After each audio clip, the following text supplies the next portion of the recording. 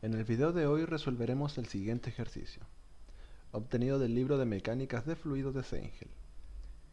El presente ejercicio se resolverá de dos formas. Una es despreciando la presión que ejerce el aire y la otra es considerando la presión que ejerce el aire. De esta manera poder contrastar lo obtenido y comentar los resultados. El ejercicio nos solicita determinar la diferencia de presión que se encuentra entre los manómetros. Primero, como es habitual, para resolver el ejercicio, primero plantearemos los datos.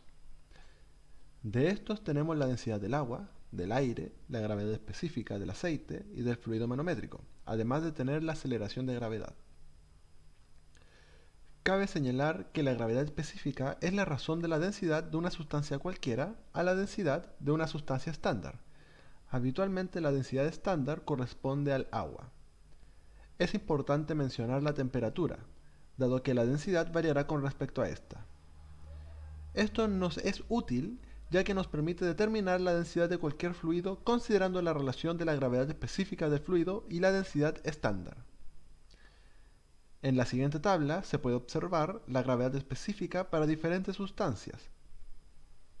Normalmente se desprecia la presión que ejerce el aire, esto debido a su baja densidad, que si la comparamos con la sustancia estándar, o sea el agua, la gravedad específica sería mucho menor a 1, lo que significa que es mucho más ligero que el agua. Por tal motivo, se suele despreciar la presión que ejerce el aire para estos casos.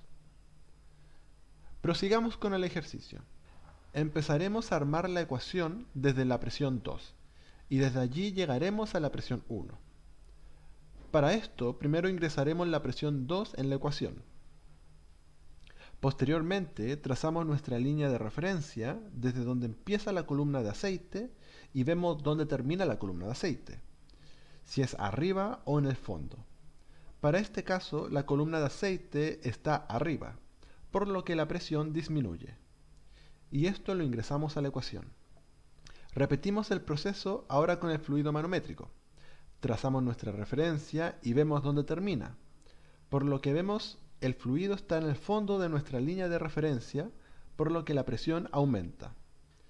Y esto lo ingresamos en la ecuación y lo igualamos a la presión 1. Ya con esto expresamos la ecuación en términos de densidad y altura y despejamos la presión 1 a la izquierda para determinar la diferencia de presión.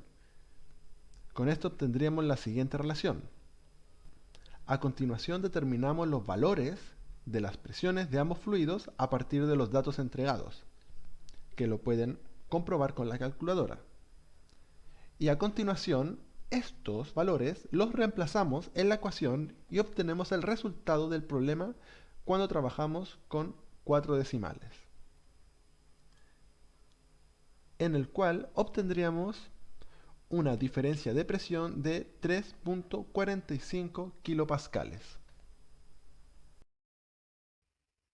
Bien, a continuación resolveremos el mismo ejercicio anterior, solamente que ahora considerando la presión que ejerce el aire. Se plantearon las siguientes diferencias de altura para la columna de aire. Entonces, resolvemos igual como anteriormente, planteando primero los datos, que son los mismos que el ejercicio anterior, y armamos la ecuación desde P2. Entonces, agregamos nuestra línea de referencia, donde empieza la columna de aceite, y vemos dónde termina la columna de aceite, si es arriba o debajo de nuestra referencia. En este caso es arriba, por lo cual la presión disminuye, y esto lo agregamos a la ecuación. Posteriormente hacemos lo mismo con la columna de aire, y vemos dónde empieza la columna de aire, marcando nuestra referencia, y vemos dónde termina la columna de aire, si es arriba o debajo de nuestra referencia. En este caso también es arriba de nuestra referencia, por lo cual disminuye la presión del aire. Y esto lo agregamos a la ecuación. Hacemos lo mismo con el fluido manométrico, que va a ser igual que el ejercicio anterior, en donde empieza la columna del fluido manométrico y donde termina es por debajo de nuestra referencia, agregándolo a la ecuación y lo mismo ocurre con la columna de aire al final. Donde termina es por debajo de la línea de referencia. Esto lo agregamos a la ecuación y todo lo igualamos a P1. Entonces ahora determinamos la presión en términos de densidad y altura, obteniendo lo siguiente. De esta manera, ahora despejamos P1 a la izquierda para determinar la diferencia de presión y tendríamos ya el siguiente término a resolver. Planteamos y resolvemos con los datos que nos da el ejercicio y obtenemos las siguientes presiones para la de aceite, la del aire, la del fluido manométrico y la presión del aire en la diferencia de altura H3. Ya con esto ahora reemplazamos todos los valores en la ecuación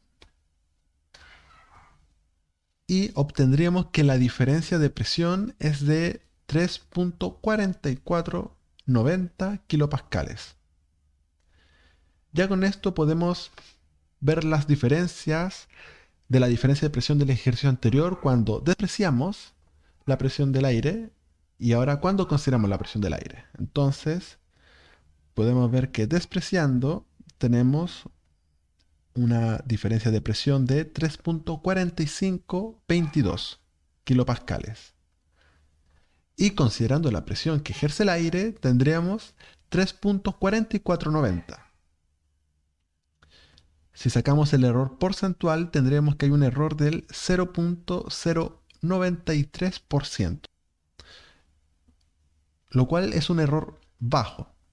Entonces cabe preguntar si es correcto despreciar la presión que ejerce el aire. Bueno, y la respuesta es que es posible. No debería estar malo si lo hacen, dado que si aproximamos, en el caso de cuando consideramos la presión que ejerce el aire, en ambos valores tendríamos 3.45. Pero claro, todo dependerá de cuántas cifras significativas nos soliciten en el resultado.